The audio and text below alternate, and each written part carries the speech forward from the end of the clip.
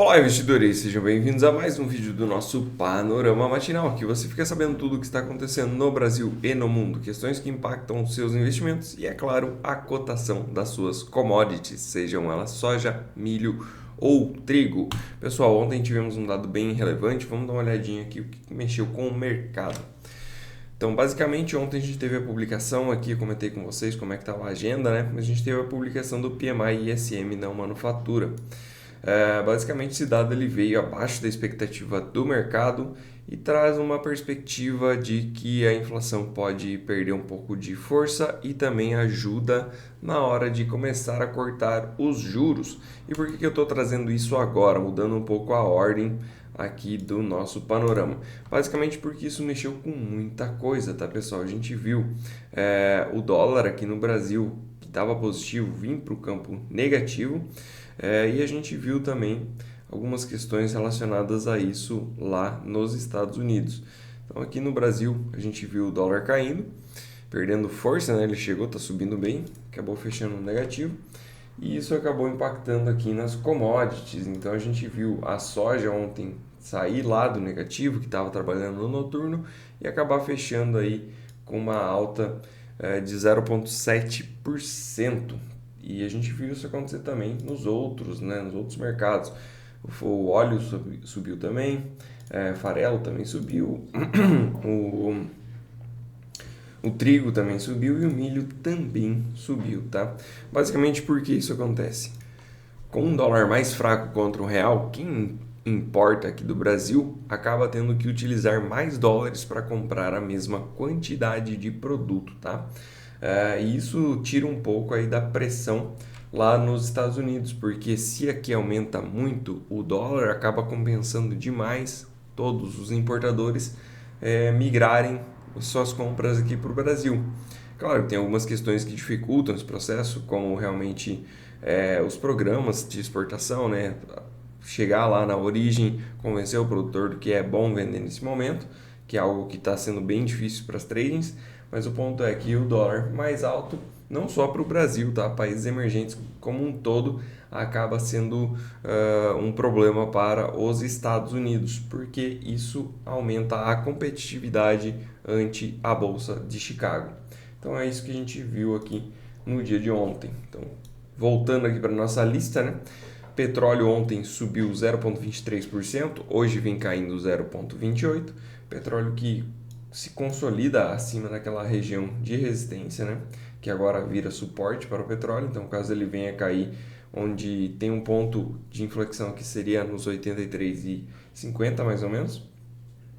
E a princípio ele vem para buscar essa região dos 90. Tivemos também a reunião da OPEP dizendo que vai manter aí os cortes, o que pressiona os preços para cima, né? Você tem uma oferta menor no mercado e os preços continuam subindo, pelo menos essa é a tendência.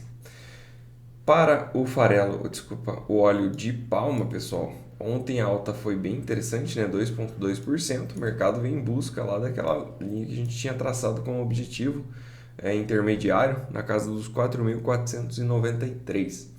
O mercado vem forte. Hoje caiu 0,16% lá na Malásia. O óleo de soja, que também se recuperou ontem, subiu 0,51%, 0,5% ontem, né? Estava trabalhando negativo também e virou para o positivo. E hoje vem negociando aí com uma queda singela de 0,25%. Levando em consideração aí que o petróleo vem caindo e também o óleo de palma em queda no dia de hoje, né? Para a soja voltou a trabalhar naquela região dos 11,80, ontem fechou a 11,82 e no momento está a 11,82, alteração nula no momento, né? No 0 a 0. Então é aquele negócio, né? Comentei ontem com vocês, essa faixa de preço ela é bem interessante, abaixo de 11,80 desestimula o produtor americano a vender e lá na casa dos 12 acaba compensando a venda porque, de novo, eles atrasaram a janela e entraram na janela de competição com o Brasil. E isso faz com que entre mais oferta e lá fica mais complicado de rodar o programa de exportação. Então, aparentemente, a 12 dólares fecha a conta lá do produtor americano e a gente vê pressão de venda nesses níveis. Difícil de evoluir muito além daqui por conta dessa questão. Claro que tudo isso eu estou falando num curto prazo, né, pessoal?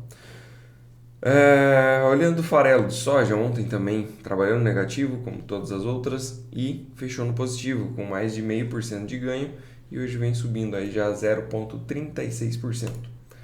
Para o trigo também tivemos uma bela alta ontem, 2% de alta.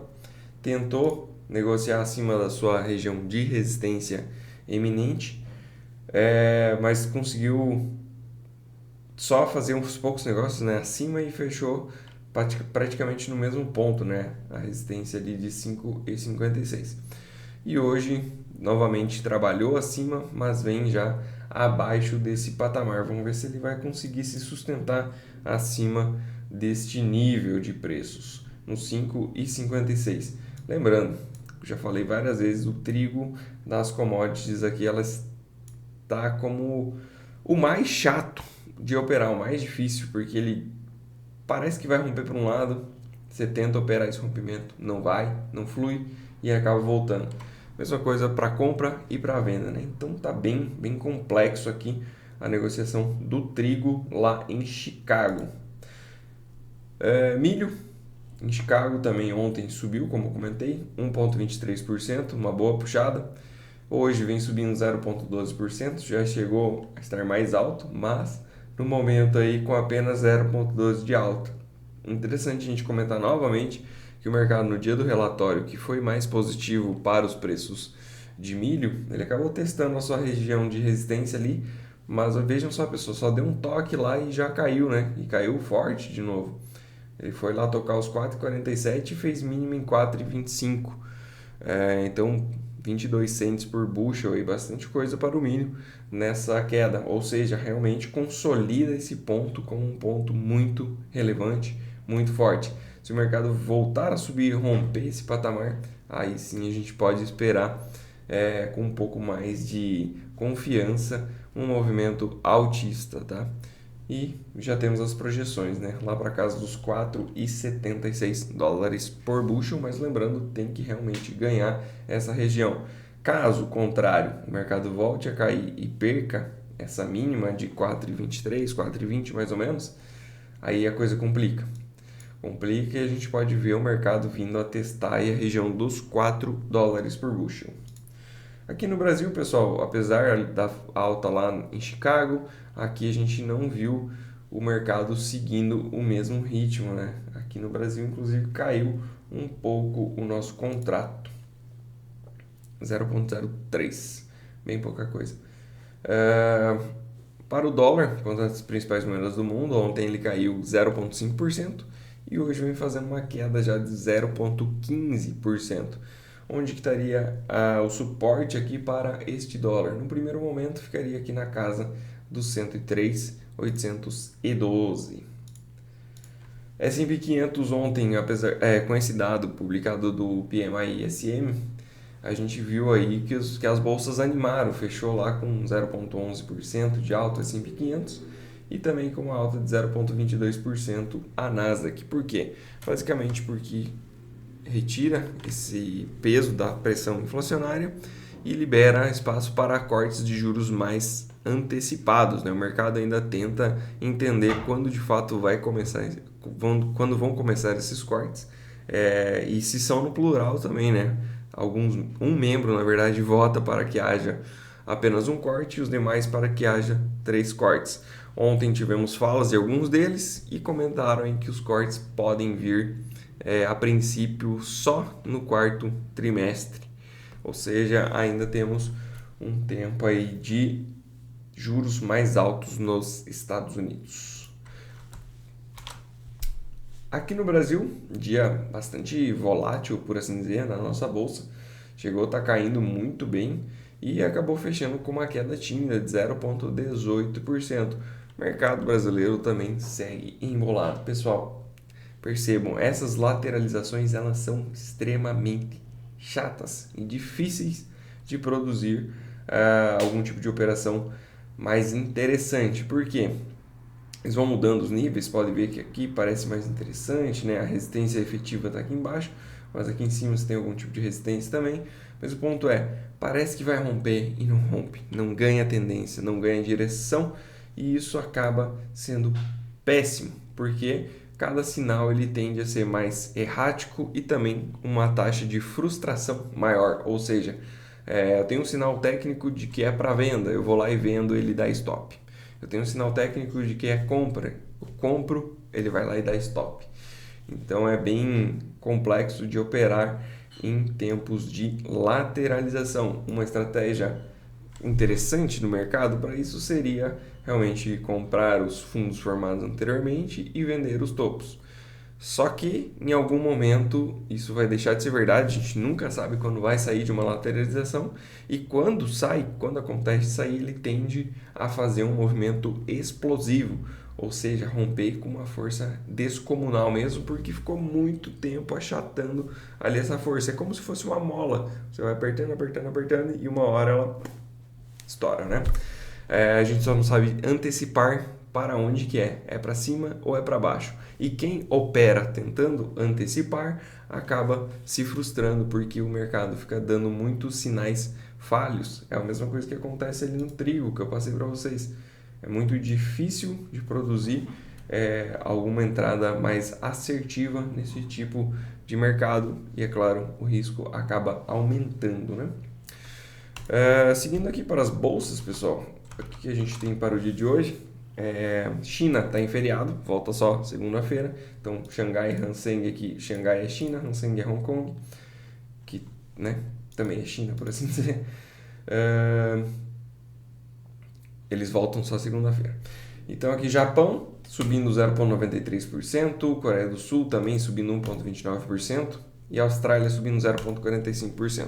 Comentei ontem no panorama de fechamento, que é um artigo que eu produzo ali junto com a Rural News, que os mercados de Ásia-Pacífico eles fecharam no negativo porque eles já estavam fechados quando saiu esse dado mais animador lá nos Estados Unidos. E hoje o que a gente vê aparentemente é um reflexo tardio dessa notícia, né? Por quê? Porque eles operam em uma janela diferente, né? Eles têm um fuso horário diferente, então no momento, inclusive, a bolsa lá já está fechada e aparentemente eles refletem aí esse dado mais positivo dos Estados Unidos. Europa ontem também fechou toda no positivo, hoje dá sequência a esse otimismo visto ontem. E a gente vê aí que o destaque de alta fica novamente com a Bolsa Espanhola subindo 0,64%. O Eurostock 50, que lembrando é o índice que reúne as 50 maiores empresas lá da Europa, ele está subindo 0,13%, de uma forma mais tímida aqui na sua alta, né? O que dá a entender aqui, pessoal, que ações small caps, por assim dizer, ganham mais a atenção neste momento. Futuros dos Estados Unidos bem forte, tá? Uma alta bem forte, não costuma ser assim. 0,43% de alta no S&P 500 e 0,55% de alta na Nasdaq. Então, um dia, teoricamente, com uma pegada mais positiva, uma perspectiva mais positiva. E a gente vê o dólar, né, caindo contra as principais moedas do mundo, reforça um pouco esse otimismo com as bolsas. E a gente tem aqui um dólar também pesando contra moedas de países emergentes, ou seja, bolsas mais fortes, dólar mais fraco. Na parte de commodities não agrícolas, a gente tem minério de ferro, que fechou com uma queda de 2,54%, e esse dado aqui ele tende a ficar sem cotação também, porque é da bolsa de Dalian e vai entrar no feriado, né? Então a gente vai ficar sem esse dado também. E o petróleo no 0 a 0, né? Enquanto a gente fala, ele acabou vindo para positivo e está no 0 a 0 a princípio. Na parte da agenda de hoje, pessoal, o que temos?